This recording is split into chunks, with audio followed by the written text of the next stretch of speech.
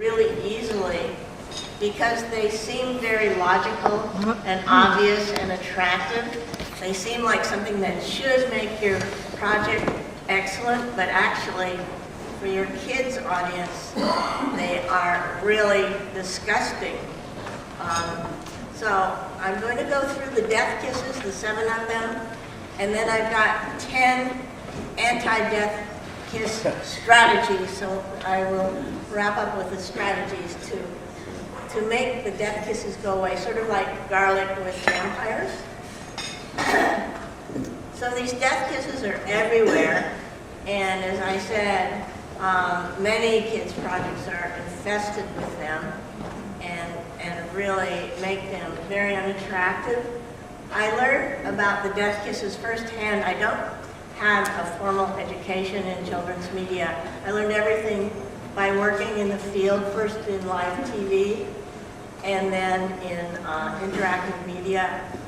I worked for several years for this gentleman on the left. You won't recognize him, those of you who are old enough to watch Captain Kangaroo. I worked for that show for several years. And vegetable soup, I did a lot of after-school specials. The after-school specials were kind of notorious for wanting to put very heavy-handed messages into the shows. The ones I worked on, I'd like to think we avoided that and really did good drama. And then I went into interactive media in the early 1990s, and one of the big titles I worked on early on was the Carmen Sandiego series. And I worked on dozens of kids' interactive projects, CD-ROMs, smart toys. I'm working on a virtual world now for girls in the Middle East, a great variety of projects. Anyway, by working in children's media all those years, you know, very often producers who were inexperienced would come to me and want me to do a project, and they would have these wacky ideas about what would make it wonderful, and most of these were death kiss ideas. By the way, in my work, I didn't really state it, but I was a writer or content developer. That's what I do. So when I went to write my book, Digital Storytelling, which is being passed around, I got confirmation that I was on the right track about these death kisses because the people I interviewed would mention things to avoid and the things that they thought really hurt kids' projects. So what are the general characteristics of these death kisses? They're basically an adult perspective of what they think children should like and should be in a project. They're very easy to resort to. They tend to sneak up on you when you're tired, when you're under pressure, when you've got a deadline. And as I said, they seem very attractive. They seem like something that makes good sense, but they're based on faulty assumptions. So now let me get into the meat of this. What are these death kisses? So the first one is the kids love anything sweet. And it's true that kids love food that's sweet, candy, sugary, breakfast cereals, and so on, but they do not like their entertainment to be sweet. Kids look at that as very babyish and kind of insulting to them. And I can't tell you how many times producers have wanted me to make all the little characters happy and jolly, and you know, there's nothing bad that ever happens in these worlds. And when I was working at Jumpstart, which is a producer of educational interactive titles for kids, the producer there said, yeah, they used to make things where everyone lived in this happy little valley where nothing bad ever happened, but we started to introduce villains because they realized that without conflict you can't really have any story or anything that's compelling. Kids know that the world isn't sweet and happy. They do know that there's bad things out there, and they hate it when adults lie to them. And by portraying the world as sweet and happy and without any danger, they know that that's phony and they're just going to turn off. The only time you can get away with that is with really small children, very young children. The opposite side of this really is. Just give them what's good for them. It's sort of the medicinal approach, I think of it. You know, people want to smarten kids up fast. This is where the educational specialists get into the act in a little bit too heavy way. And they want to laden the project with educational material. And they don't balance it with the fun stuff. They don't make it attractive to kids. It's overdone.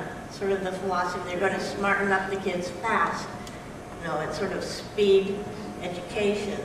And it's too heavy with the pedagogy and there's not enough fun mixed into it, so it's out of balance. Another tact, and this is insulting to children, is that you just have to amuse them. Just have a lot of fun in there without any serious content. And that's also a mistake, because children do crave some kind of content, some sort of meat in the project. And I'll give you some examples of that in a minute. It's insulting to children because they think that children can't tell what's good from what's not good, that they just want lots of empty fun. But children want something more than that. They want some substance. I have this little diagram. Always play it safe. Now, we do have to concern ourselves with things like privacy. We have to worry about, now the newest thing is bullying online, inappropriate material. We want to avoid that, but people go then backwards in the opposite direction, and they're afraid of any kind of conflict or drama, and without some kind of conflict or drama, you don't really have a story. So the trick is, how do you avoid violence and conflict or inappropriate conflict and still tell a good story? It doesn't mean that you have to take all the conflict out. You don't want to show a lot of weapons, that's true. You don't want to show a lot of bloodshed, but you do need to have some kind of obstacles in your story to make them interesting. If your story is so safe and you remove everything, it's going to be very boring. Another mistake, and this is a really bad one, that people think all kids are created equal. These are people with very little experience maybe dealing with children, but they don't make their projects age appropriate. They don't understand the developmental stages of children. We talked a lot in here about Piaget and Montessori, and experts in child development certainly understand the differences at different ages between children. You can't make a project that appeals to a 2-year-old and a 10-year-old. Even small differences in age make a huge difference. I was working on an interactive toy project some years ago, and it was for girls, and the toy company decided they wanted to up the age by about 2 years. But that changed the whole universe of the children. You cannot just arbitrarily do that. We had to totally rethink the project. The 2-year age difference made a huge difference in what kind of play experience the child would be interested in. So the one-size-fits-all strategy just does not work in kids' projects. Doesn't work too well in adult projects either, as a matter of fact. Okay, another thing that's been very tempting for us as adults to do is to explain everything, especially how to play the game. And we have all these instructions. Here's what you do, and many lines and lines of text. In the old days, it was fat manuals, and that is disrespectful for kids, because people don't realize that kids love to figure things out. They love to experiment. If you've got a well-designed project, they'll figure it out on their own. And they don't want a lot of talking heads. They don't want a lot of explanation. They want to get in there and play. So you've got to be very smart about how you design your project so kids can intuitively understand what to do with it. That's a challenge. It's not an easy thing to do. But if you don't, you're just going to turn them off. It's going to be really dull for them. So my seventh kiss of death is to make sure all your characters are wholesome. Boy, so many producers have wanted me to do that. You know, kids shouldn't have any flaws.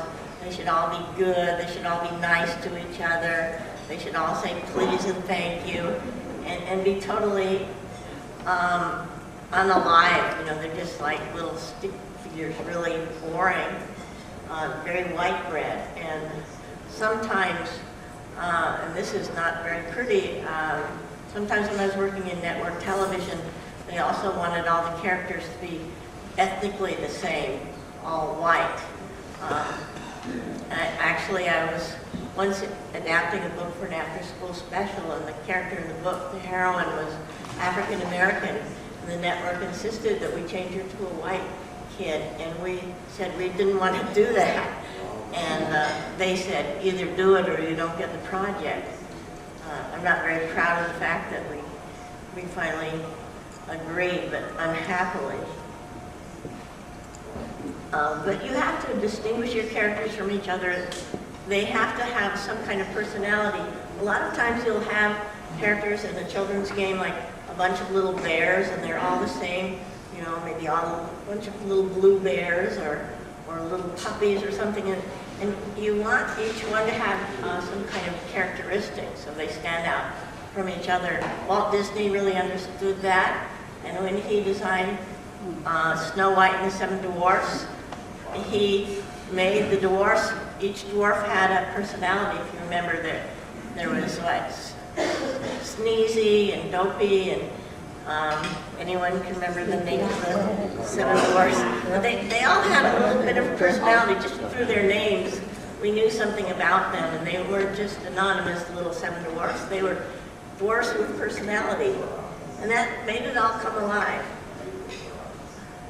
Okay, so now I'm going to talk about the anti-death kiss strategies. This all comes from good drama and good storytelling. Think of a way to hook your players or your audience. What is it that they are going to do in your project? What is their ultimate goal? What is really exciting for them to accomplish? It could be to solve a mystery. It could be to succeed at building a playhouse. It could be, I don't know, going under the sea and finding a treasure. But there should be something clear-cut that they want to do. The Oregon Trail is a great example of giving a very clear-cut goal to your game, because the Oregon Trail, you wanted to get to the end of the trail successfully and not have your kids picked off by hawks or fall into the river. You needed to find enough food, so there was plenty to keep going and keep you interested. Every good kids project I've worked on has had a clear-cut goal, and it's not something that's hidden. It's been something pretty obvious, and it's been something that is put in a way that a child could understand, that was accessible to them intellectually, something that they could appreciate. When I did a Jumpstart title, we were doing one about art and about teaching kids about the different colors and how to mix colors, and also something about art history. And the art history part could be kind of dull, but we put the whole thing into a carnival setting, and each activity was in a different tent. And the ultimate goal was there were a bunch of carousel rides or carnival rides at the end. And the only way you could get to ride on these rides was to go to the various tents and earn puzzle pieces to assemble. They were like blueprint pieces to assemble the broken rides. The carnival was sort of falling apart, but then you could ride on the roller coaster and the merry-go-round, and it was fun. It motivated them because they wanted to do these rides. So whatever way you do it, you want to have some ultimate goal. Tension is also a good device. We don't like tension a lot in our personal lives, but in a story or game, tension is a really positive thing. It's the essence of drama, and there are various ways to get tension into a story without violence. The ticking clock is always a good classic technique. You've got to accomplish a certain goal by a certain time. If you don't, time runs out and you don't obtain whatever your goal is. Conflict is another one, another classic dramatic technique where you've got characters in opposition to each other. You've got a good guy and then you've got your villain. Maybe they're both going after a pot of gold and the bad guy is trying to prevent the good guy from getting there. Whatever it is, you've got some kind of opposition and challenges to overcome is also a classic way to insert some sort of tension. How do you get over the mountain? How do you get under the cave? How do you get through the cave? How do you find your way through the woods? How do you get over that steep cliff? So thinking of Laura Croft and all the challenges she's always had to overcome. So here's one that I think is really important. I think a lot of people overlook this, that you need to offer some genuine substance within your project. It's something that Disney has really understood very well. And when you think of The Lion King, I think that's a beautiful example of it. It's really like Hamlet for children. And it's a very emotional story. And children really, it resonated with children. They felt very moved by it and they could understand it because it was told in a way that a child could understand. You got the young cub whose father is murdered by his uncle. I mean, totally from Hamlet. And then he's banished. He doesn't know what to do. He goes away. He finally matures. And he comes back and takes over the throne. But this was a very sad story initially, a really horrible story when you think about it. But it was very meaningful to kids. And the Pixar movies too, they're very emotionally deep and beautiful. And that's why people like them, not just because the animation is cool. I really think that the graphics are a minor thing. I'm a story person, so I see things through the lens of story. But I do think that you want some meaningful content. And there's so many things that children care about. I think about sibling rivalry or being accepted by peers or conflicts with parents. There are many things that you can put into a story that a child will resonate to. Carolyn? Yeah. One of the participants has made an observation that as you're speaking about the 7 kisses of death, there are 4 black vultures circling. Don't pay any mind to them.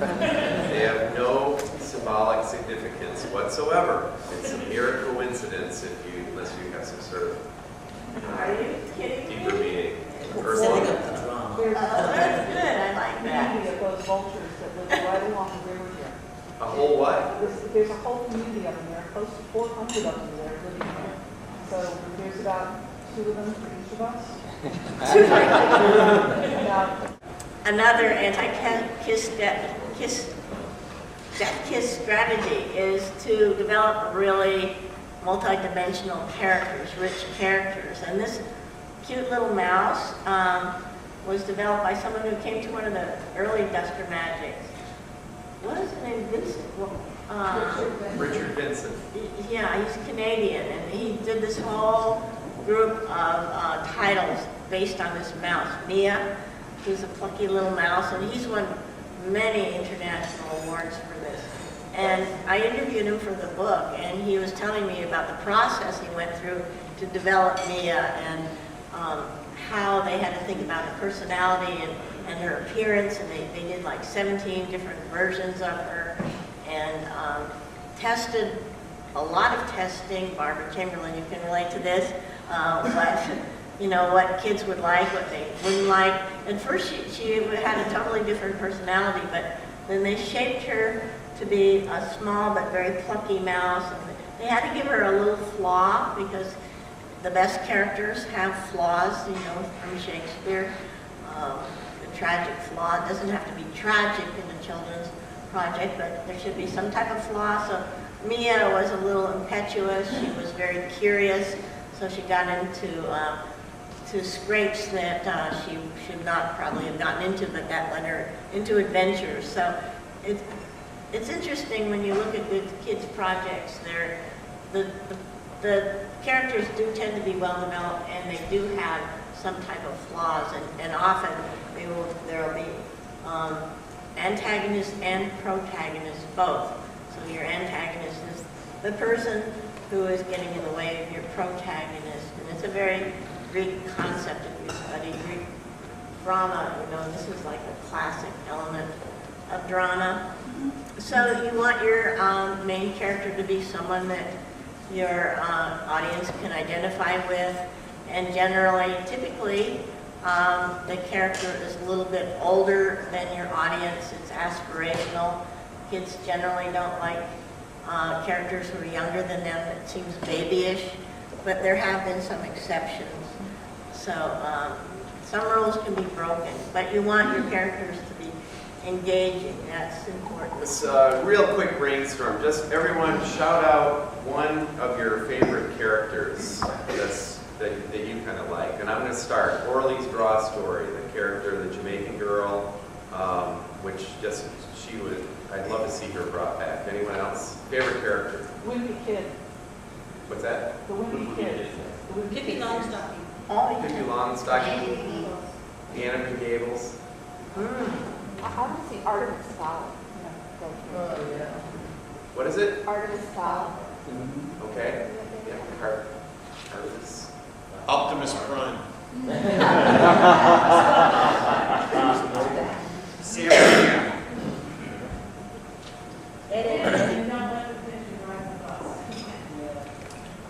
The BSG? Yeah. You're looking for program. Go for Nancy Drew. Harry Potter. Okay, hurry up, will you? or I've got my ego. You cannot intimidate me.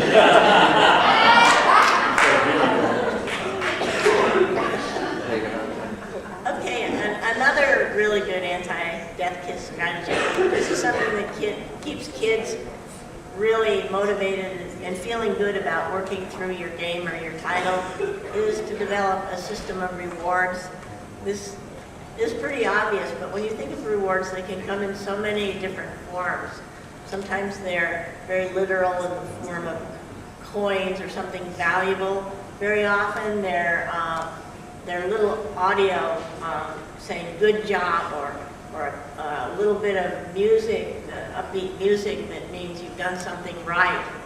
Something that lets the kid know that they're on the right track and makes them feel gratified as they go along. That is something that really motivates them to get through to the end of the project, and also to know how they're doing, and they often need some kind of reinforcement. And I've seen all different kinds of rewards. Sometimes in games it's just a score. It's very clear cut. Sometimes it's growing in power. That's typical in certain types of games. Your skill level develops, or your physical powers develop, or you get to do something with magic that you couldn't do before. And sometimes it's just jelly beans, like in Toontown Online. But developing a system of rewards is really good. And then you also have to think of the opposite. What kind of penalties are there? And that's kind of you've got the carrot and the stick, but you've got to be very careful with the penalties, because in an adult game, very often the penalty is death if you really fail, but you don't want to do that in a kid's project. So think about, what would be a setback, but not something that would be so devastating they give up and not want to continue playing. So number 6 is to make your product easy to understand and use. And I like the example of good children's books, picture books, because they're very intuitive. You've got just 2 things going on. Basically, you've got the images and you've got the text, and the text is generally light and the pictures are very inviting. One of my favorite groups of books as a child, and I still love them, is the Bar series, and I have them at home, and I look through them quite often because they're so beautiful and very moving, I think. The whole story of Bar and the old lady and his family. I get a little teary thinking about Bar sometimes. But in interactive media, you've got a lot more things to think about than you do in a picture book. What's really important is good interface design that's intuitive, that's easy for the child to use, where everything is well integrated. I worked for Disney on a Pocahontas project, the interactive version of Pocahontas, when the movie first came out. And we spent days just talking about the icons, what the icons should look like, and to make the colors harmonize with the world of Pocahontas with Native Americans. And we used Native American imagery like leaves and just very natural. But that was a very big discussion, you know, what should the icons look like and how would a child know what the different icons would do. So you need to spend time on your interface design to make things really easy for a child to understand, and that avoids that over-talking, over-explanation, kiss of death. So number 7 is to make the product adjustable to the child's ability. Some children's games have a behind-the-scenes leveling device that if something is too difficult, it will drop down. Like if a child tries 3 times to do something and can't succeed, then the product will make it easier, it will give them easier questions or challenges. Or if a child is doing really well and it could be too boring if they're just sailing through it, so the challenges will get more difficult. Doing that will make it really enjoyable, because a child likes to be challenged, but not to the degree that they're frustrated and don't know what to do. Some children's projects I've worked on that are educational have settings that the parents can adjust. Jumpstart is one of those. But I think the most sophisticated way is to have these adjustments go on behind the scenes. So, let's see here. Humor. Humor is a great anti-death kiss strategy. But you have to be careful with humor, because as adults, we laugh at certain things. What children laugh at tends to be very different from what kids laugh at, and tends to be very offensive to us as adults. They like things that, you know, bodily humor jokes and things that are really embarrassing, and physical humor. They're not really big on puns and language jokes, things that involve sophisticated language. They love things that are gross and slimy and ridiculous. They like things that are absurd. They like to laugh at adults, which makes us uncomfortable. So you really have to get into a kid's mind and think about what is funny to a kid. And humor is just a wonderful thing to work into a project. Even a serious project has some room for humor. Shakespeare knew that. He always had a comic subplot. So, since this is a conference on interactive media, you have to think about how to build in interactivity that's meaningful. I don't know if any of you have read Hamlet on the Holodeck by Janet Murray, who was a professor at MIT. Anyone here read that book? I highly recommend it. She talks a lot about what makes an interactive project engaging for the user, and she uses a term called agency, which means meaningful control. You give the user or player some kind of meaningful control over the story, that what they do has an impact on what is going on. So it isn't just interactivity for interactivity's sake. It isn't just to keep you busy, to press little buttons and see things pop up, but to have some impact. Either you solve the mystery or you change the outcome in a meaningful way. So, Can you repeat the name of the book? pardon me? Can you repeat the name of the book? Oh yes, Hamlet on the Holodeck, Hamlet on the Holodeck. Who's the author? Janet H. Murray. Okay. Thank you.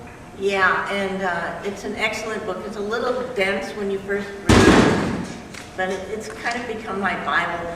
It's now a classic. It was written over 10 years ago. She was the first person to really think about interactive narrative and to break it down into its components and what makes it successful and what doesn't. And her references may be a little out of date, but the ideas are as valid as they ever were. So I do recommend it. There's some, if you put her name into YouTube, you can see some really good, free, sort of condensed versions of it that are less academic. The book is very academic. Sometimes Yeah.